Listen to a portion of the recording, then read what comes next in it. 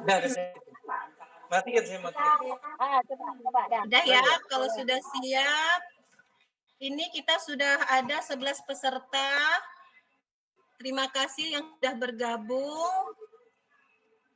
Baik, kegiatannya akan saya mulai saja. Bismillahirrahmanirrahim. Assalamualaikum warahmatullahi wabarakatuh. Sebelumnya, untuk mengefektifkan waktu, saya mulai kegiatan ini dengan segala hormat. Saya persilahkan kepada Pak Kepala Sekolah SDN 26 Singkawang, Pak Haji Suhairi SPD, untuk memberikan sambutan sekaligus membuka acara diseminasi budaya positif di ruang virtual pada pagi hari ini. Kepada Bapak Haji Suhairi SPD, saya persilahkan. Baik, Assalamualaikum warahmatullahi wabarakatuh. Selamat pagi dan salam sejahtera untuk kita semuanya. Terima kasih kepada Ibu Dian Malati, SPD, selaku peserta calon guru penggerak angkatan ke-11, yang mana pada saat ini kita akan melalui proses kegiatan yang dilaksanakan pada hari ini, khusus kegiatan para peserta calon guru penggerak angkatan ini. Mudah-mudahan kita semuanya dalam lindungan Tuhan yang Maha Esa, Tuhan yang Esa, Allah Subhanahu wa Ta'ala. Mudah-mudahan semua kita ini diberkati. Di dalam kesempatan ini, saya sebagai pimpinan SD Negeri 26 Singkawang lagi mengucapkan terima kasih yang sebesar-besarnya kepada pihak pemerintah yang sudah memberikan kesempatan dan menjaring para guru-guru di dalam piloting calon guru penggerak ini. Namun perlu saya sampaikan, untuk menggapai apa yang diinginkan, terutama sebagai peserta calon guru penggerak ini, tidaklah sama dengan membalikan telapak tangan, namun memerlukan proses yang panjang, yang mana para calon guru penggerak itu bisa melaksanakan uji keterampilan, uji kompetensi untuk menggapai apa yang diinginkan. Makanya dalam kesempatan ini saya memberikan apresiasi dan motivasi kepada seluruh peserta, yang lebih khusus lagi guru penggerak yang berasal dari SD Negeri 26 Singkawang ini. Untuk itu, sama-sama kita berharap apa yang telah dilakukan oleh Dian Malati dalam upaya yaitu diseminasi kebudayaan tentang guru penggerak ini, yang mana nantinya bahwa guru-guru ini nanti akan bisa menggapai atau untuk meraih hal yang diinginkan, cita-cita yang diinginkan, yang sebagaimana yang kita tindas tadi sebagai guru penggerak. Namun walau pada saat ini kita masih dinyatakan sebagai calon, namun kita berharap saat ini akan berubah menjadi guru penggerak yang sesungguhnya. Jadi kita berharap bahwa dalam kesempatan ini ya, dari kami semuanya, rekan-rekan, bisa membantu kegiatan ini agar dapat berjalan dengan baik dan lancar, dapat berproses secara yang lebih baik, agar apa yang diinginkan saudara-saudara kita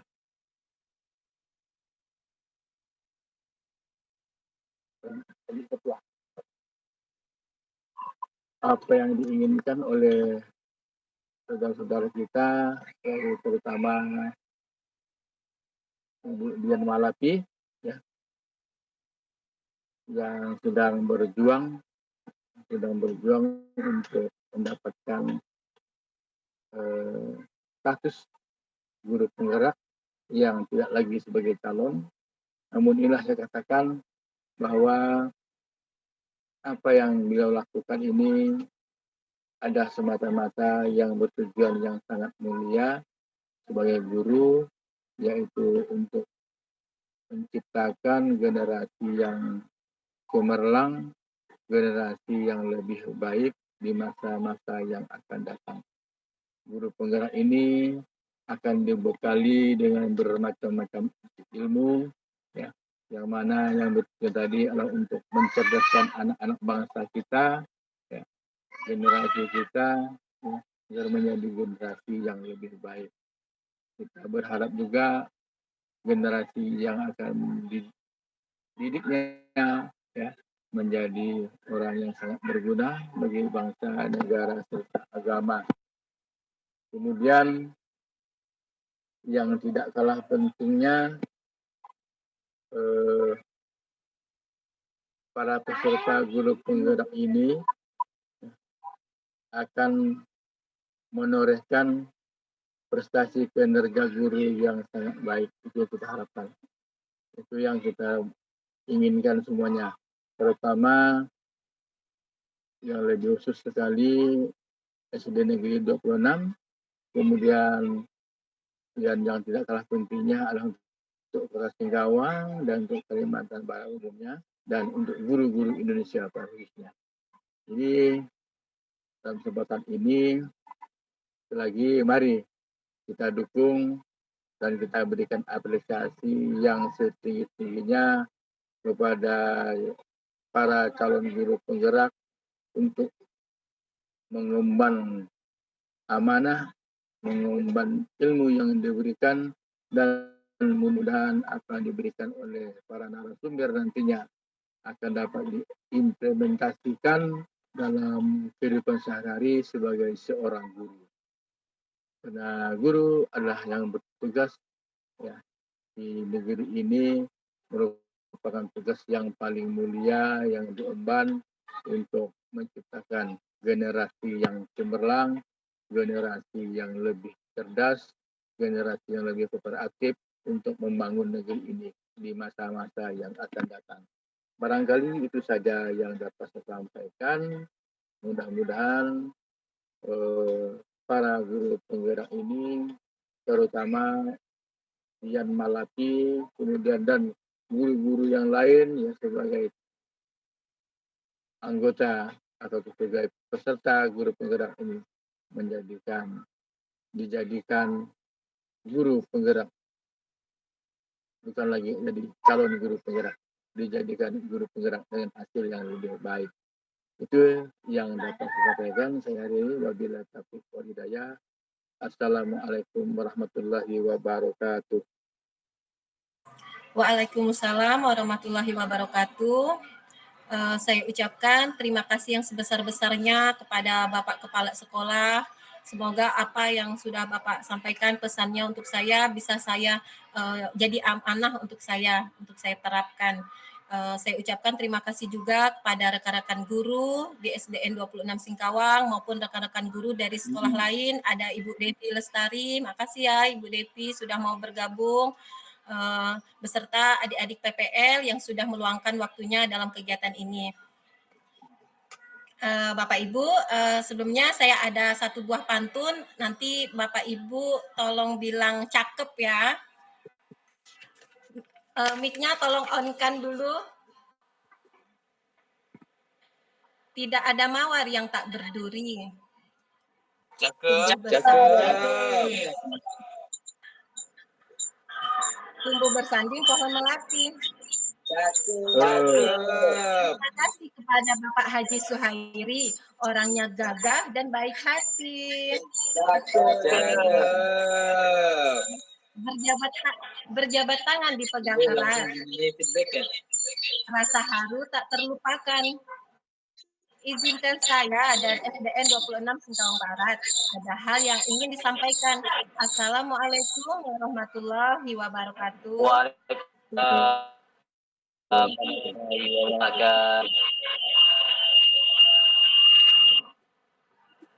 Oke. Alhamdulillahirabbil alamin, puji dan syukur mari kita ucapkan kepada Allah Subhanahu wa taala atas berkat rahmatnya kita dapat berkumpul dalam ruang virtual ini.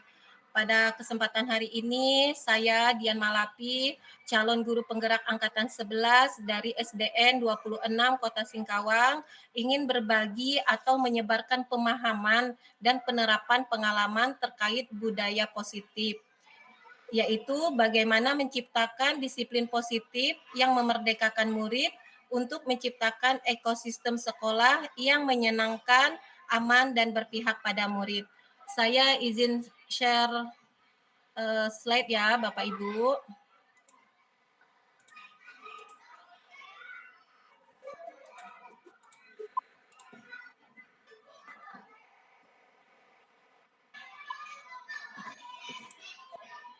Apakah slide-nya sudah tampil, Bapak Ibu? Sudah dapat dilihat? Sudah, Ibu. Oke. Saya lanjutkan. Udah cukup ya? Udah kelihatan ya? Sudah, Bu. Oke. Nah, hari ini saya ulangi ya Bapak Ibu, saya akan melakukan kegiatan yaitu berbagi atau menyebarkan pemahaman dan penerapan pengalaman terkait budaya positif. Budaya positif adalah sebuah lingkungan belajar yang kondusif di mana setiap individu merasa dihargai, aman, dan termotivasi untuk mencapai potensi terbaiknya. Ini bukan hanya tentang aturan, tetapi lebih kepada perwujudan dari nilai-nilai atau keyakinan universal yang dianut oleh seluruh warga sekolah. Terdapat 8 konsep inti budaya positif. Yang pertama, perubahan paradigma belajar. Yang kedua, disiplin positif. Yang ketiga, nilai-nilai kebajikan. Yang keempat, kebutuhan dasar manusia. Yang kelima, motivasi perilaku manusia. Yang keenam, posisi kontrol seorang guru. Yang ketujuh, keyakinan kelas. Dan yang kedelapan, segitiga restitusi. Kita masuk pada pembahasan yang pertama, yaitu tentang pembelajaran dengan paradigma baru. Pembelajaran paradigma baru adalah sebuah pendekatan pembelajaran yang berorientasi pada penguatan kompetensi dan pengembangan karakter siswa, sesuai dengan nilai-nilai Pancasila. Dalam paradigma ini, siswa bukan lagi sebagai objek pembelajaran, melainkan sebagai subjek yang aktif dalam proses belajar.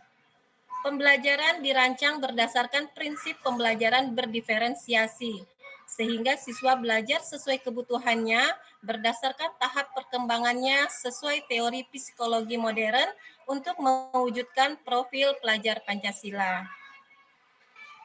Sebagaimana kita ketahui bersama Bapak Ibu, terdapat 6 elemen profil pelajar Pancasila. Yang pertama itu bertakwa kepada Tuhan Yang Maha Esa dan berakhlak mulia. Yang kedua, berkebinekaan global. Yang ketiga, bergotong royong. Yang keempat, kreatif. Yang kelima, bernalar kritis. Dan yang keenam, mandiri.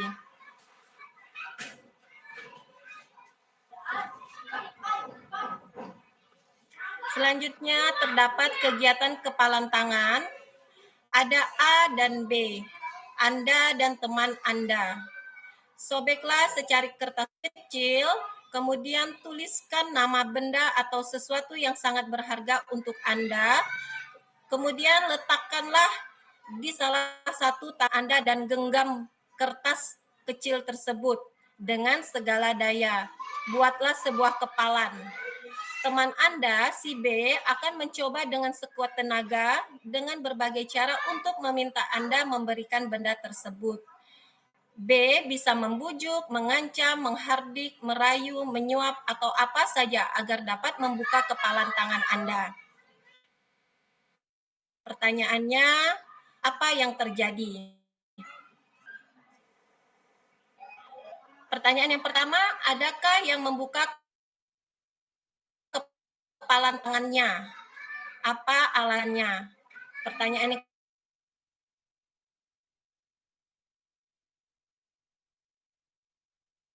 kedua, tentu saja apa alasannya? Pertama, dalam kegiatan ini sesungguhnya siap memegang kendali atau kontrol untuk membuka atau menutup kepalan tangan. Nah, kalau kita pikirkan sejenak ya Bapak Ibu, khusus untuk pertanyaan yang ketiga, jawabannya itu tentu saja kita sendiri yang memegang kontrol atas kepalan tangan kita.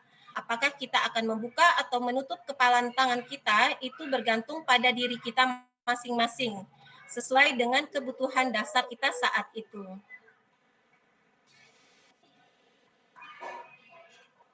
Selanjutnya, Bapak Ibu, miskonsepsi tentang teori kontrol. Nah, di sini terdapat 4 teori kontrol, yaitu sebentar saya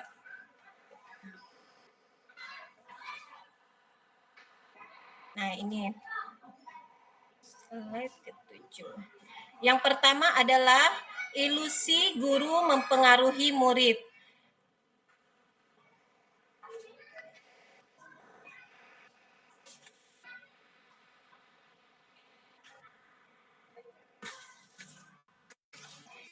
Kalau kita lihat di sini Bapak Ibu, siapa yang memegang kendali kontrol murid? Tentu saja murid itu sendiri.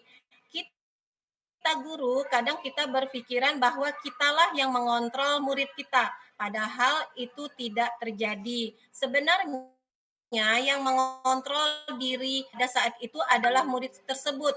Apakah karena pada saat itu kebutuhannya itu adalah mengikuti apa yang kita suruh. Nah, itulah yang diambil keputusan yang diambil oleh murid kita pada saat itu. Kemudian Bapak Ibu, yang kedua adalah ilusi bahwa semua penguatan positif, efektif, dan bermanfaat.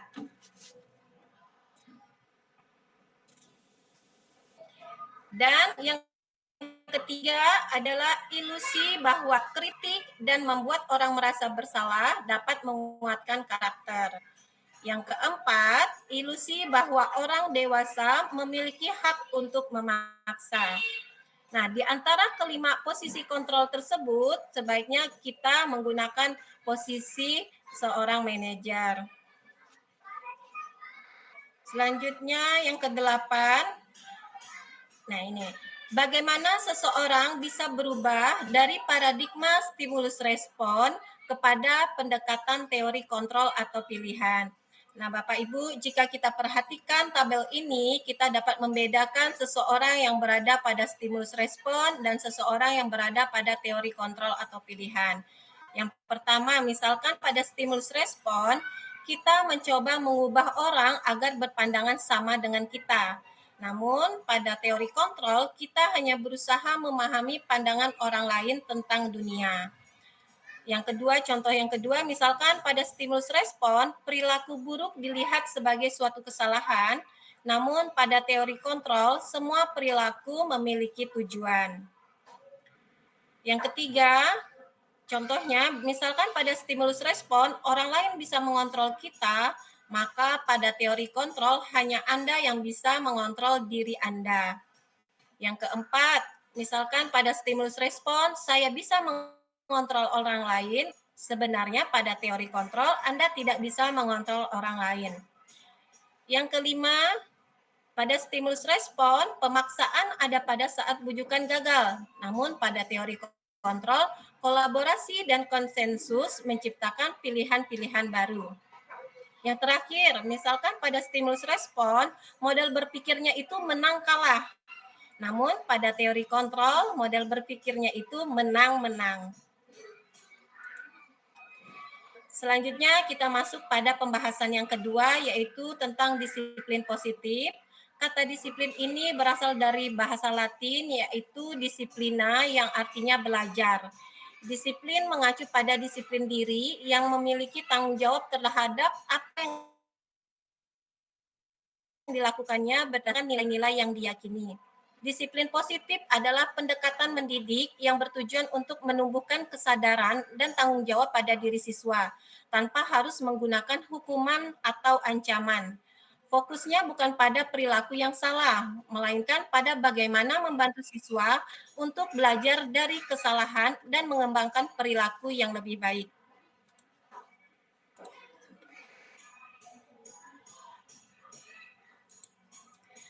Bapak Ibu, slide saya apakah masih terlihat dengan jelas?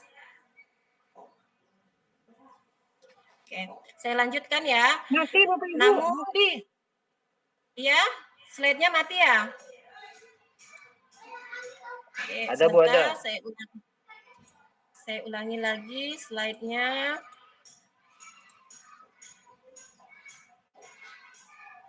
Nah, bagaimana? Apakah slide-nya sudah terlihat kembali?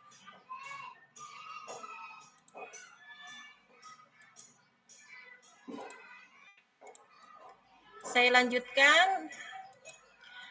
Nah, namun dalam budaya kita, makna kata disiplin ini telah berubah menjadi sesuatu yang dilakukan seseorang pada orang lain untuk mendapatkan kepatuhan.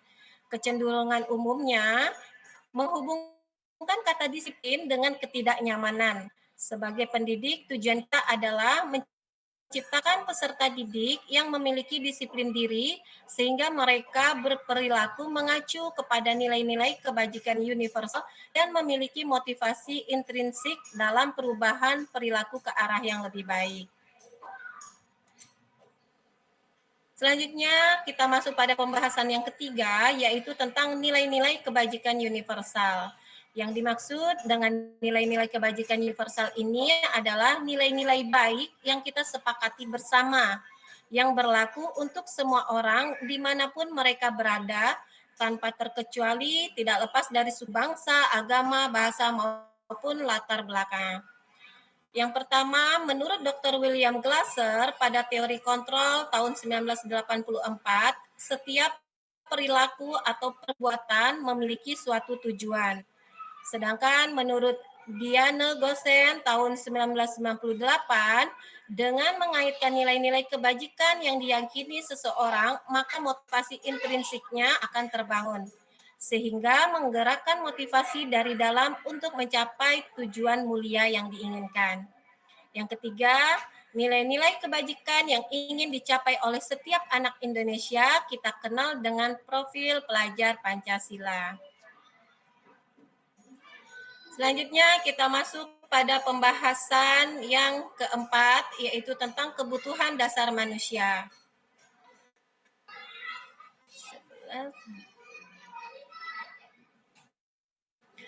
Sebelumnya, mari kita tanya dulu ke diri kita sendiri, bagaimana kita berperilaku. Mengapa kita melakukan sesuatu? Nah, Bapak Ibu, semuanya itu pasti ada dasarnya karena kita ingin memenuhi kebutuhan kita tersebut.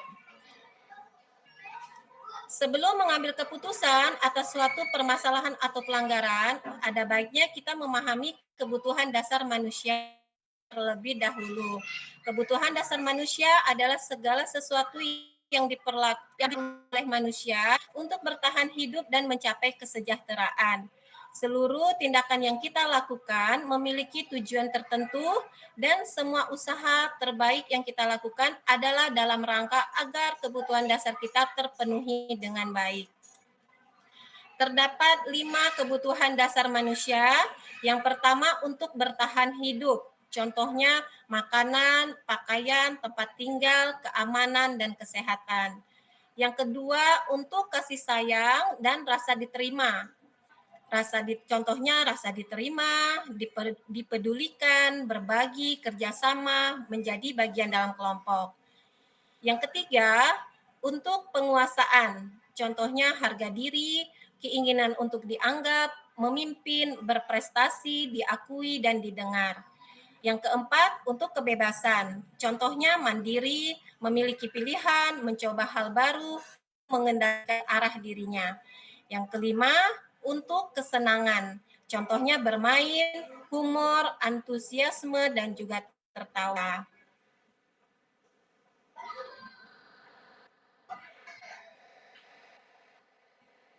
Terkadang kita melakukan sesuatu karena kita menghindari rasa sakit atau ketidaknyamanan. Terkadang kita juga melakukan sesuatu untuk mendapatkan apa yang kita mau. Pernahkah Bapak Ibu melakukan sesuatu untuk mendapatkan senyuman atau pujian dari orang lain? Atau untuk mendapatkan hadiah atau untuk mendapatkan uang? Nah, apalagi kira-kira alasan orang melakukan sesuatu. Seorang guru harus memahami motivasi perilaku manusia. Oke, sebentar Bapak Ibu. Nah, kita lanjut pada pembahasan yang kelima, yaitu motivasi perilaku manusia. Nah, di sini sebelum kita memahami perilaku manusia, kita kembali lagi kepada kita. Kita itu adalah seorang guru. Nah, seorang guru ini harus memahami motivasi perilaku manusia. Terdapat 3 motivasi perilaku manusia, di antaranya yang pertama, untuk menghindari ketidaknyamanan atau hukuman. Yang kedua, untuk mendapatkan imbalan atau penghargaan dari orang lain. Yang ketiga, untuk menjadi orang yang mereka inginkan dan menghargai diri sendiri dengan nilai-nilai yang mereka percaya. Saat guru memahami ketiga motivasi perilaku manusia, maka guru dapat memilih motivasi perilaku apa yang ada pada diri murid. Jika murid memiliki motivasi perilaku untuk menghindari ketidaknyamanan atau hukuman dan untuk mendapatkan imbalan atau penghargaan dari orang lain, maka motivasi yang ada pada diri anak masih berasal dari eksternal atau dari luar. Sehingga kita sebagai guru berupaya untuk dapat menumbuhkan motivasi internal dari dalam diri siswa untuk menjadi orang yang mereka inginkan dan dapat memunculkan pribadi yang menghargai diri sendiri dengan nilai-nilai yang mereka percaya. Sebaiknya hindari hukuman dan pemberian penghargaan berlebihan agar meminimalisir motivasi eksternal dalam diri murid.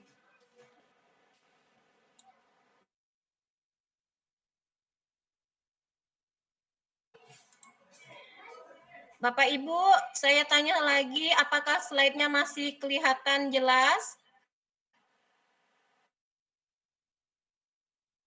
Masih, Bu. Oke, mari selanjutkan. Nah, selanjutnya kita dapat melihat perbedaan antara hukuman, konsekuensi, dan restitusi. Jika pada hukuman, tindakannya itu tidak terencana atau tiba-tiba. Kemudian yang kedua, murid tidak tahu ketiga, pada hukuman itu biasanya bersifat satu arah. Dan keempat, berupa hukuman fisik atau psikis. Yang kedua, tindakannya itu terencana atau disepakati sesuai peraturan. Yang kedua, murid. Yang ketiga, restitusi. Nah, ini berbeda. Dan terjadi proses menciptakan kondisi bagi murid untuk memperbaiki kesalahan. Yang kedua, terjadi juga kolaboratif yang mengajarkan murid untuk, nah ini selanjutnya Bapak Ibu, kita ada tugas membedakan antara hukuman dan konsekuensi. Ini yang pertama, mencatat 100 kali di dalam buku kalimat, saya tidak akan terlambat lagi karena terlambat ke sekolah. Kira-kira menurut Bapak Ibu ini termasuk atau konsekuensi? Ada yang mau menjawab? Silahkan, siapa?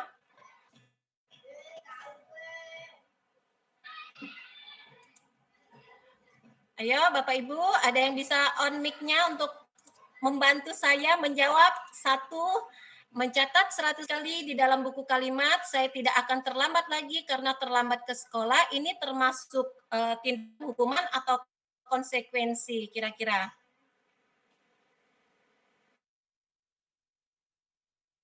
Hukuman, Yo, Bu. siapa? Oke.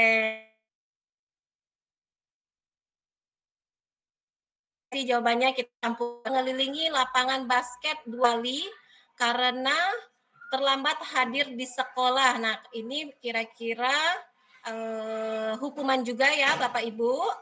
Kemudian yang ketiga, murid diminta untuk push up 15 kali karena tidak menggunakan masker ke sekolah. Nah, ini juga bentuk hukuman. Yang keempat, menggantikan kertas tugas teman yang telah dicoret-coret. Nah, itu mungkin adalah sebuah konsekuensi.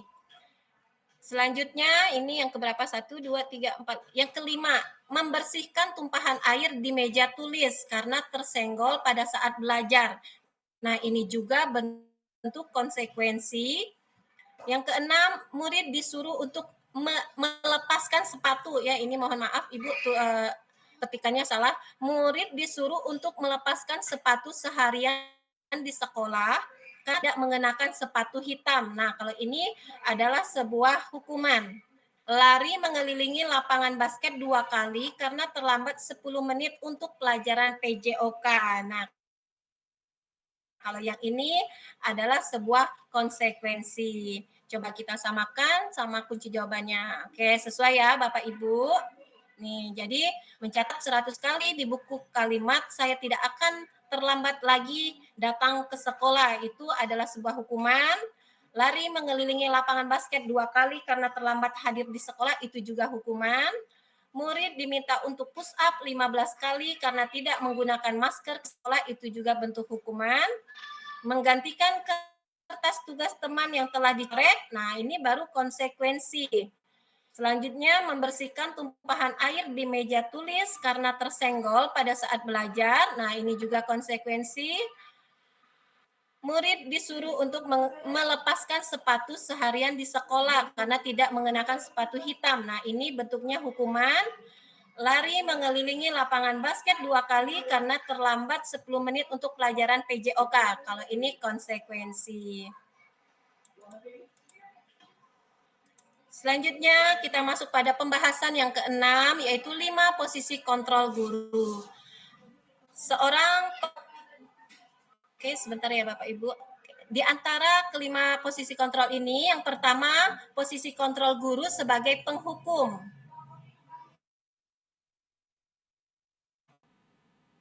Guru sebagai pembuat merasa bersalah. Yang ketiga, posisi kontrol guru sebagai teman.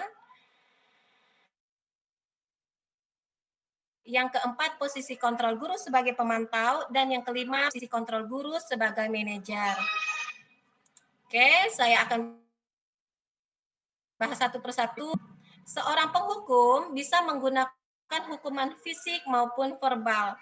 Orang-orang yang menjalankan posisi penghukum senantiasa mengatakan bahwa sekolah memerlukan sistem atau alat yang dapat lebih menekan murid-murid lebih dalam lagi. Guru-guru menerapkan posisi penghukum biasanya akan berkata seperti ini Bapak Ibu. Contohnya ya, satu aja. Patuhi aturan ibu atau awas. Nah, itu contoh perkataan yang biasa diucapkan oleh guru dengan posisi kontrol penghukum. Nah, ini contoh kedua, ketiganya bisa Bapak Ibu praktekkan masing-masing cara mengucapkannya. Guru seperti ini senantiasa percaya hanya ada satu cara agar pembelajaran bisa berhasil, yaitu cara dia. Selanjutnya, posisi kontrol guru pembuat merasa bersalah. Pada posisi ini biasanya akan menggunakan keheningan yang membuat orang lain merasa tidak nyaman, bersalah, atau rendah diri. Di posisi ini, murid akan memiliki penilaian diri yang buruk tentang diri mereka sendiri. Murid merasa tidak berharga dalam mengecewakan orang-orang yang disayanginya. Kata-kata yang keluar dengan lembut biasanya seperti ini. Ibu sangat kecewa sekali dengan kamu. Nah, kira-kira seperti itu Bapak Ibu contoh kata-kata yang diucapkan oleh guru dengan posisi kontrol pembuat merasa bersalah.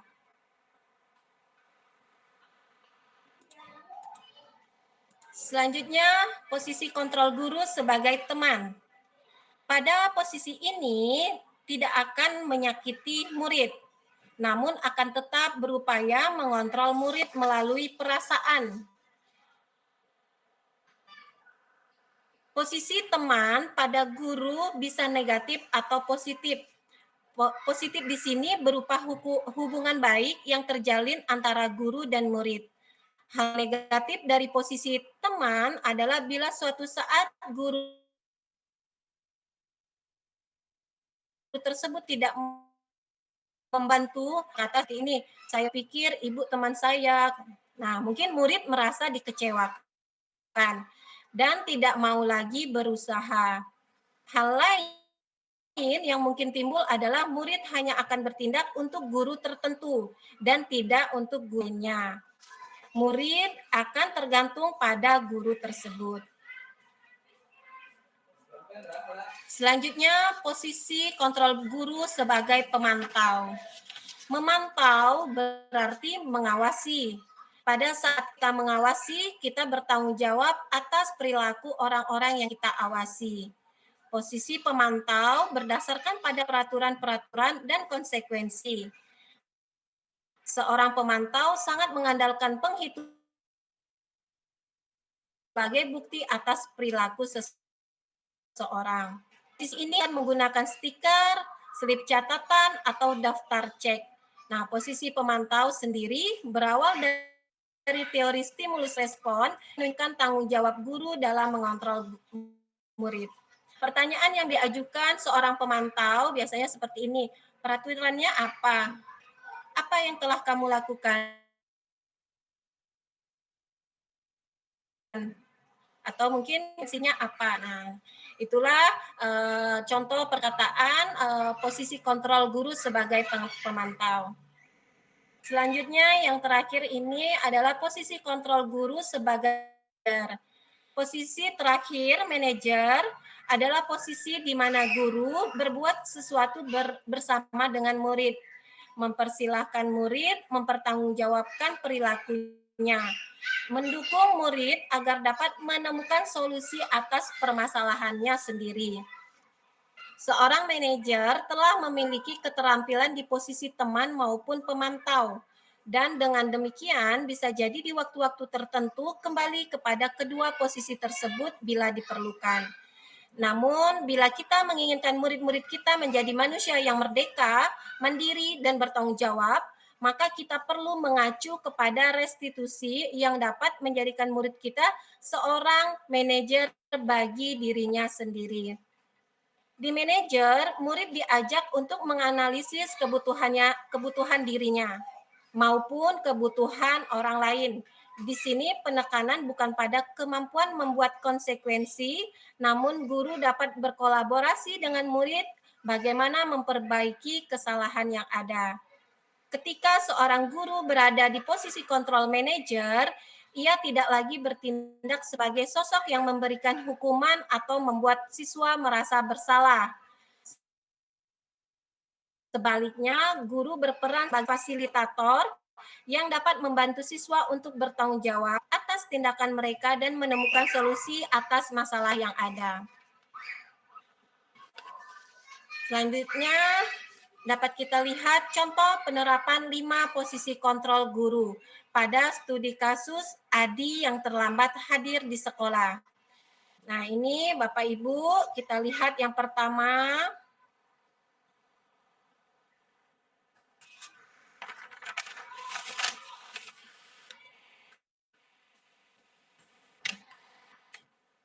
Posisi kontrol guru sebagai penghukum biasanya nada suaranya itu tinggi, bahasa tubuhnya itu biasanya matanya melotot dan jarinya menunjuk-nunjuk menghardik kepada murid. Nah, ini contoh perkataannya. Misalkan nih Bu, misalkan Bapak Ibu saya contohkan. Terlambat lagi, pasti terlambat lagi. Selalu saja datang terlambat. Kapan kamu bisa datang tepat waktu, Adi? Nah, itu contoh perkataan posisi kontrol guru sebagai penghukum. Sekarang kita tanyakan kepada diri kita sendiri, Ibu, Bapak Ibu, bagaimana perasaan murid kita jika kita berbicara seperti itu. Mungkin hasilnya murid akan marah atau mendendam atau bersifat agresif. Bisa jadi sesudah kembali duduk, murid tersebut akan mencoret-coret bukunya atau meja tulisnya. Lebih buruknya lagi, sepulang sekolah mungkin murid tersebut melihat motor kita atau kendaraan kita, dia akan mengempiskan ban motor kita. Yang kedua, contoh posisi kontrol guru sebagai pembuat merasa bersalah. Nah, biasanya nada suaranya itu memelas, halus, terdengar menyedihkan, kemudian bahasa tubuhnya itu merapat pada anak atau lesu. Contoh perkataannya misalkan seperti ini. Adi, kamu ini bagaimana ya? Kamu sudah berjanji dengan ibu tidak akan terlambat lagi. Kamu kenapa ya senang sekali mengecewakan ibu? Ibu benar-benar kecewa sekali. Nah, itu adalah contoh perkataan dari posisi kontrol guru sebagai pembuat merasa bersalah. Sekarang bagaimana perasaan murid bila kita tegur seperti cara ini, Bapak Ibu? Mungkin hasilnya murid akan merasa bersalah telah mengecewakan Bapak Ibu gurunya. Murid mungkin akan merasa menjadi orang yang gagal dan tidak sanggup membahagiakan orang lain. Kadangkala sikap seperti ini lebih berbahaya dari sikap penghukum, karena emosi akan tertanam rapat di dalam. Murid menahan perasaan. Tidak seperti murid dalam dengan guru penghukum, di mana murid bisa menumpahkan amarahnya walaupun dengan cara negatif. Murid tertekan seperti inilah yang tiba-tiba bisa meletus amarahnya dan bisa menyakiti diri sendiri atau orang lain. Selanjutnya, contoh posisi kontrol guru sebagai teman. Studi kasusnya masih sama ya, Bapak Ibu, yaitu Adi yang terlambat hadir di sekolah.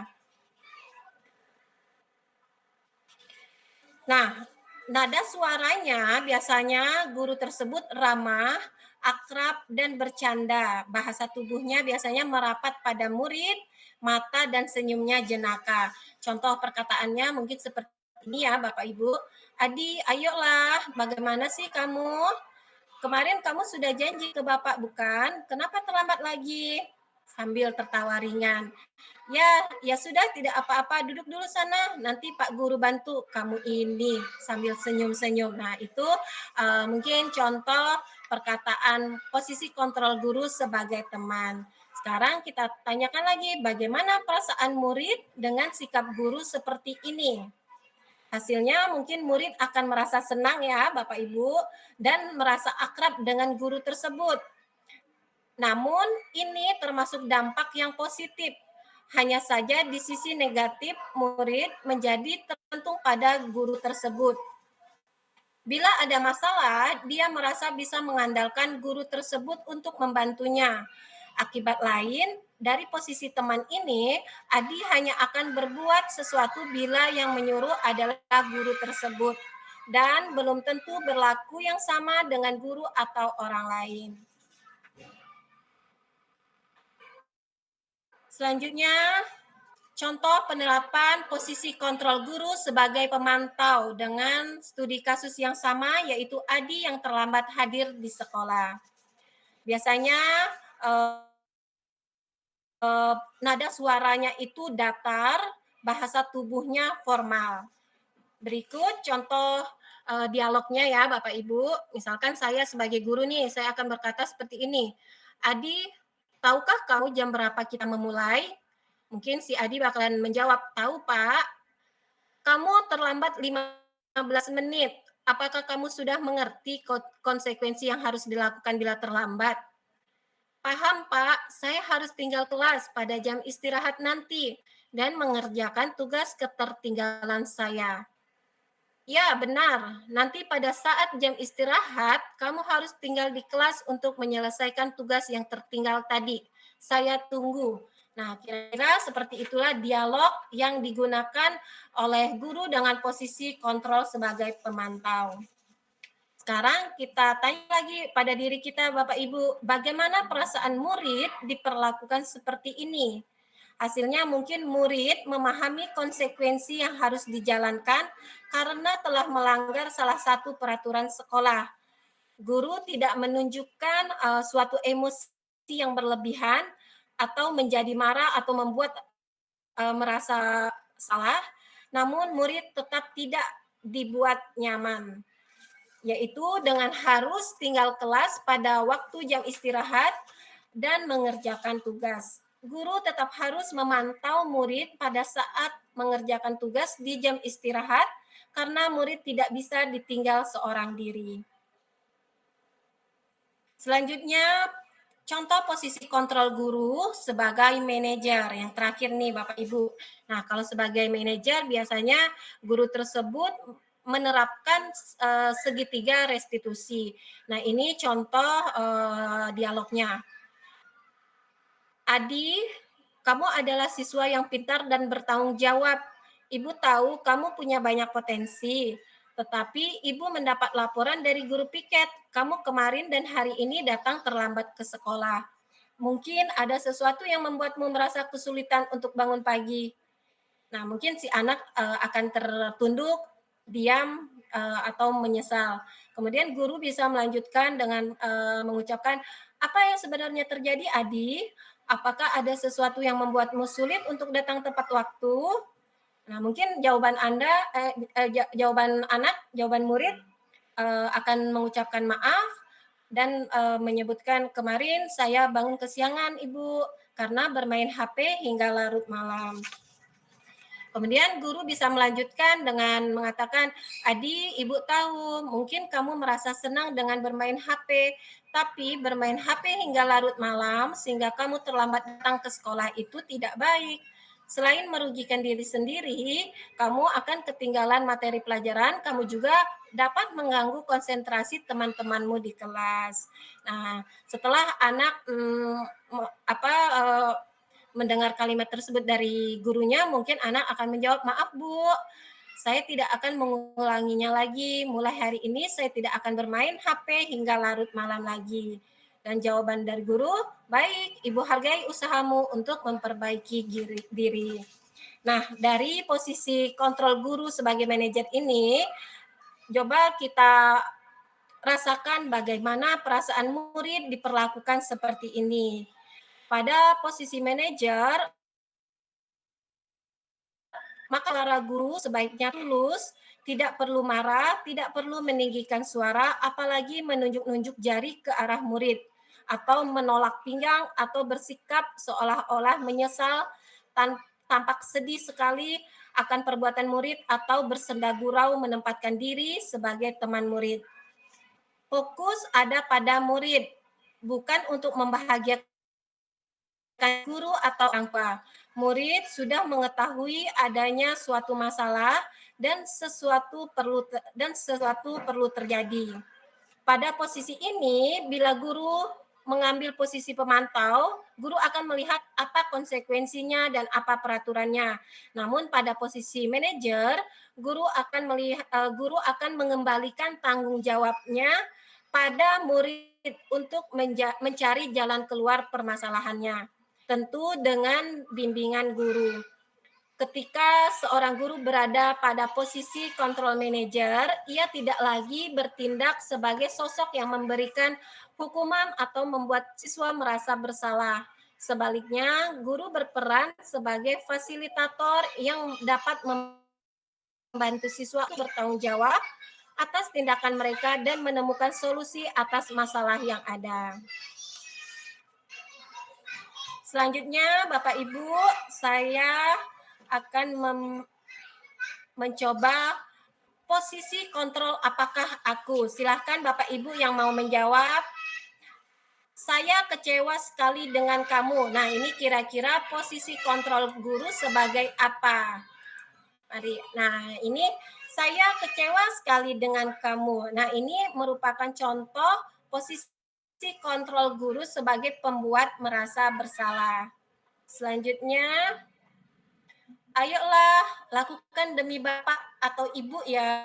Nah, ini kira-kira posisi kontrol guru sebagai teman ya Bapak Ibu.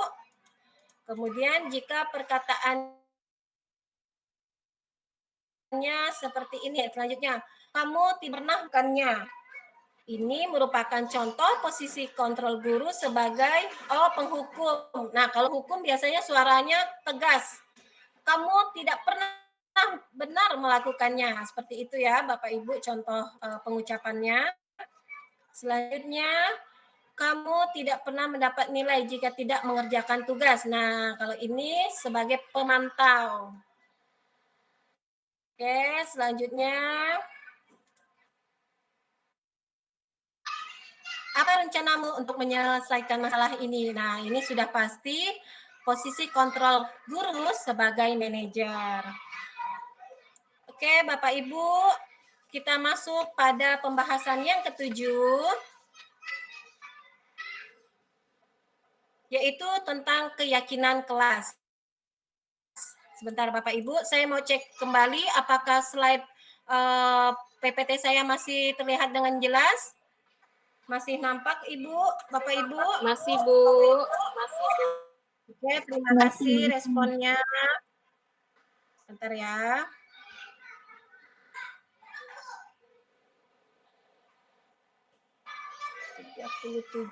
Oke, nah. Keyakinan kelas. Mengapa keyakinan kelas? Mengapa bukan peraturan kelas saja? Oke, kita bahas di sini ya Bapak Ibu. Jika kita perhatikan tabel di sini, kita dapat membedakan antara keyakinan kelas dengan peraturan kelas. Jika kita lihat dari aspek fokusnya, keyakinan kelas ini berisi tentang nilai-nilai positif, sikap, dan perilaku yang diinginkan. Sedangkan pada peraturan kelas, biasanya itu berisi tentang tindakan yang boleh dan tindakan yang tidak boleh dilakukan. Oke, sebentar Bapak Ibu, saya sambil cas laptop, takut mati, sebentar ya. Oke. Nah, yang kedua, jika kita bandingkan antara keyakinan kelas dan peraturan kelas, dari tujuannya, keyakinan kelas itu untuk membentuk karakter, membangun komunitas positif, dan memotivasi dari dalam. Sedangkan peraturan kelas itu tujuannya itu untuk menjaga ketertiban dan menghindari perilaku yang tidak diinginkan. Selanjutnya, jika kita lihat bahasa yang digunakan pada keyakinan kelas itu hanya bersifat positif, inspiratif, dan berorientasi pada tujuan. Sedangkan pada peraturan kelas biasanya bahasanya itu negatif, berupa larangan, dan berorientasi pada hukuman. Kemudian kita lihat dari pembentukannya. Keyakinan kelas dibahas dan disepakati bersama oleh seluruh anggota kelas. Sedangkan peraturan kelas biasanya sudah ditetapkan oleh guru tersebut atau pihak berwenang atau sekolah ya contohnya. Kemudian penerapannya. Pada keyakinan kelas, itu penerapannya itu bisa menjadi pedoman dalam setiap tindakan dan keputusan. Sedangkan peraturan kelas lebih bersifat reaktif, diterapkan ketika terjadi pelanggaran. Selanjutnya, motivasinya. Nah, keyakinan kelas ini dapat memicu motivasi intrinsik, mendorong siswa untuk bertindak karena ingin menjadi lebih baik. Sedangkan pada peraturan kelas lebih mengandalkan motivasi ekstrinsik, yaitu untuk menghindari hukuman atau mendapatkan hadiah. Kemudian fleksibilitasnya pada keyakinan kelas dapat disesuaikan dengan situasi dan kondisi. Sedangkan pada peraturan kelas biasanya dia lebih kaku dan sulit untuk diubah. Itulah perbedaannya. Dalam pembentukan keyakinan kelas, kita harus memperhatikan beberapa aspek. Yang pertama, keyakinan kelas itu bersifat abstrak. Yang kedua, berupa pernyataan universal. Yang ketiga, dibuat dalam pernyataan positif. Yang keempat, bahasanya atau kalimatnya singkat, mudah diingat, dan mudah dipahami.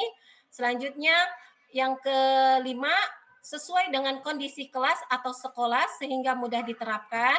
Dan yang keenam, semua warga sekolah atau kelas dilibatkan ketika membuat keyakinan sekolah atau kelas.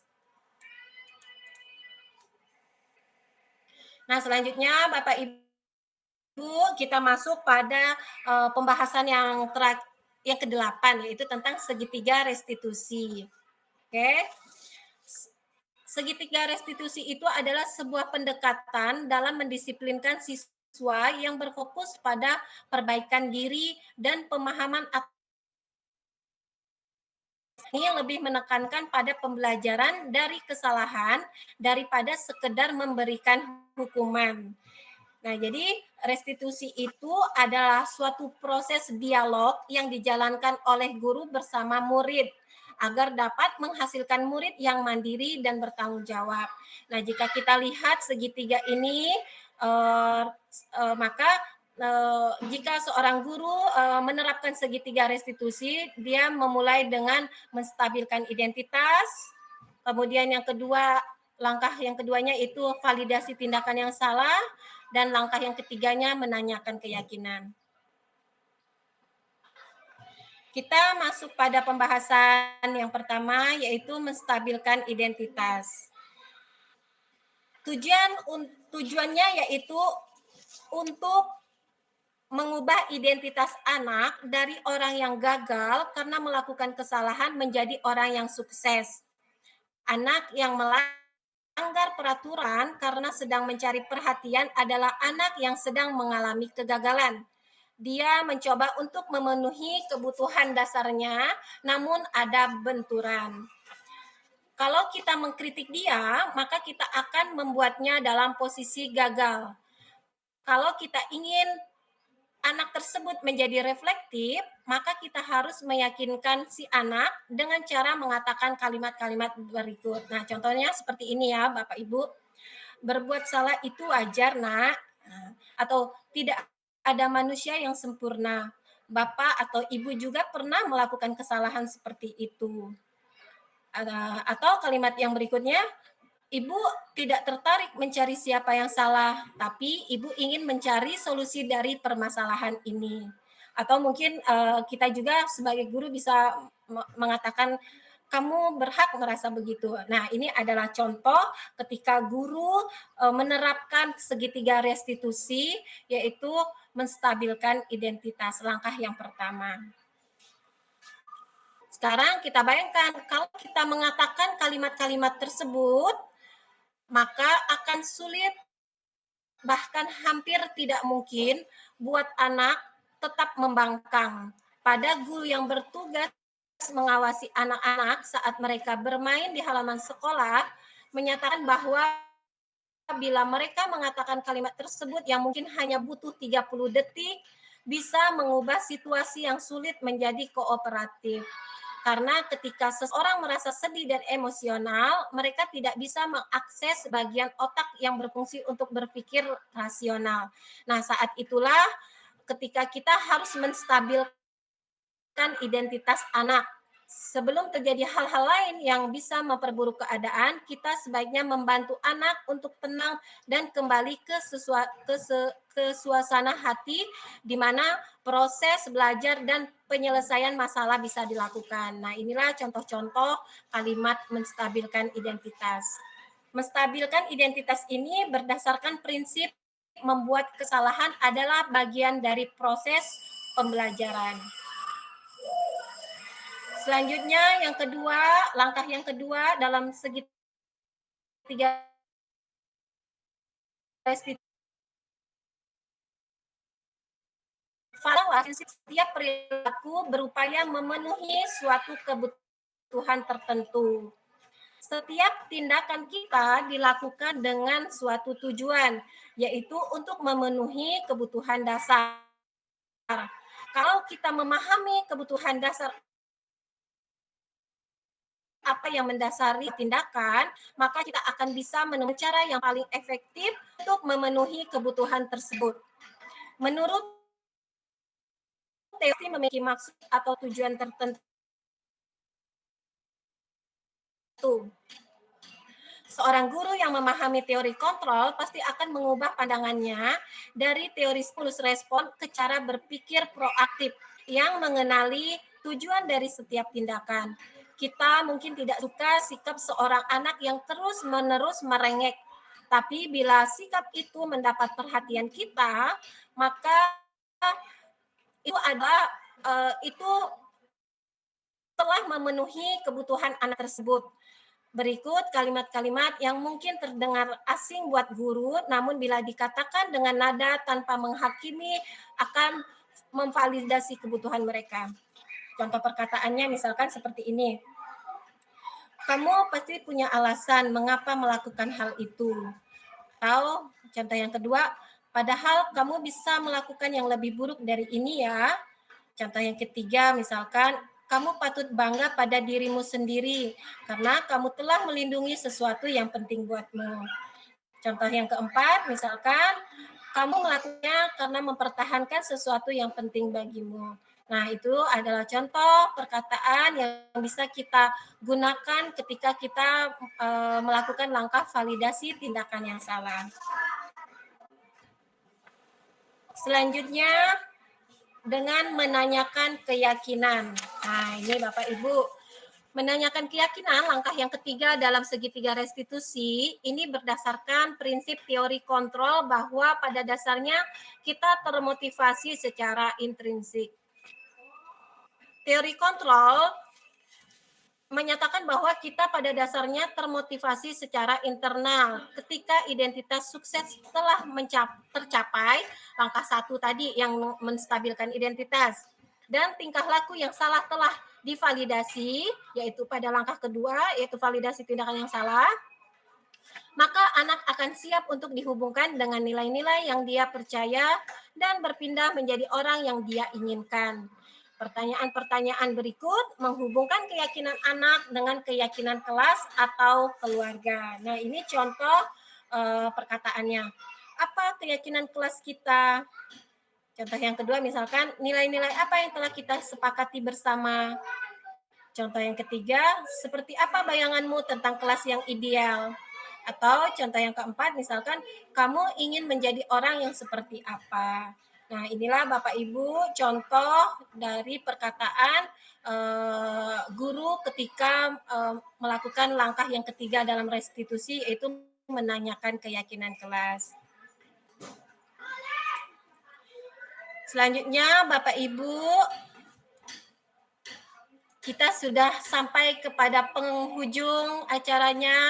Nah, tapi sebelumnya saya ingin tanyakan kepada Bapak Ibu, apakah slide saya atau suara saya masih terdengar dengan jelas? Masih terdengar dengan jelas. Nah, apakah ada yang ingin ditanyakan atau apakah ada yang mau bertanya mengenai? Oke, Ibu Eci, silakan Ibu Eci dibuka mic-nya. Barangkali saya bisa menjawabnya. Assalamualaikum warahmatullahi wabarakatuh. Waalaikumsalam warahmatullahi wabarakatuh. Sebelumnya perkenalkan, nama saya Eci Aurelia Puspa, guru kelas 1, ingin bertanya.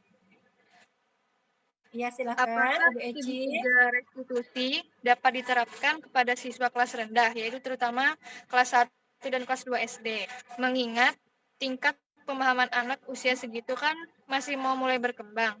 Nah, bagaimana itu Ibu Dian? Terima kasih. Oh iya, oke.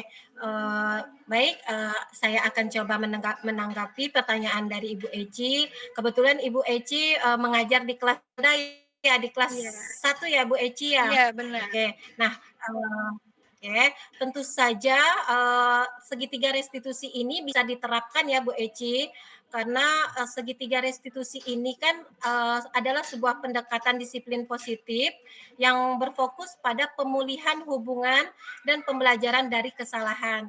Jadi konsep ini sebenarnya cukup sederhana dan dapat disesuaikan dengan berbagai usia, meskipun itu anak kelas 1 atau anak kelas 2. Jadi nanti pada saat kita guru melakukan dialog untuk menerapkan segitiga restitusi ini, guru bisa memilih menggunakan bahasa yang mungkin lebih sederhana sehingga mudah untuk dimengerti untuk anak seusia mereka.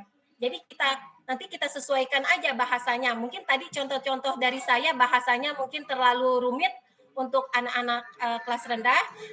Tapi untuk guru yang ada pada kelas rendah bisa menerapkannya dengan cara menyesuaikan bahasanya aja. Misalkan sebagai contoh nih Bu Eci, misalkan pada kasus Dimas siswa kelas 1 membuat temannya menangis pada jam istirahat karena mengambil mainannya tanpa izin. Nah, ketika guru tersebut akan melakukan segitiga restitusi, maka pada langkah pertamanya itu kan menstabilkan identitas. Nah, nanti guru tersebut bisa menggunakan bahasa yang sederhana sebagai contoh misalkan kayak gini, Dimas, Ibu tahu kamu adalah anak yang baik. Kamu biasanya suka berbagi mainanmu dengan teman-teman. Nah, adalah contoh perkataan guru ketika ia melakukan langkah menstabilkan identitas pada segitiga restitusi. Tujuannya untuk mengingatkan siswa tersebut akan identitas positifnya dan bahwa tindakannya kali ini tidak sesuai dengan karakternya. Bagaimana Ibu Eci? Apakah sudah dapat dipahami penjelasan dari saya? Sudah bisa dipahami. Penjelasannya sangat jelas. Oke, terima kasih. Apakah ada lagi yang mau bertanya, Bapak Ibu? Silahkan. Bagaimana Bapak Ibu? Apakah sudah cukup penjelasan dari saya atau pemaparannya? Sudah dapat dipahami semua? Kalau sudah, saya mungkin ini sudah cukup waktunya, sudah 1 jam lebih. Nah, akhir kata penutupnya dalam penerapan program disiplin positif, hendaknya kita guru memiliki standar kepribadian, profesional, dan sosial yang baik, di mana guru mampu merefleksikan dirinya dalam posisi kontrol saat ini. Bagaimana perjalanan dirinya sebagai among, yaitu manajer, yang dapat menuntun murid-muridnya menjadi insan yang mandiri, merdeka, dan bertanggung jawab sesuai dengan standar pendidikan nasional.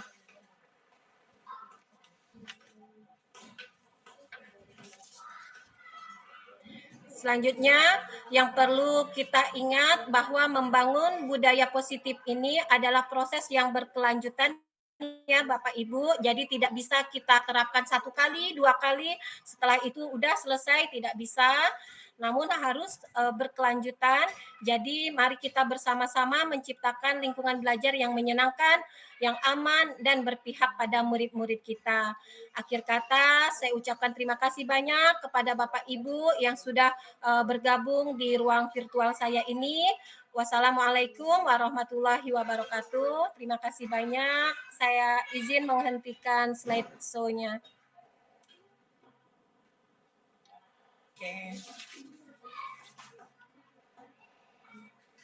Oke, silakan Bapak Ibu yang mungkin mau kembali beraktivitas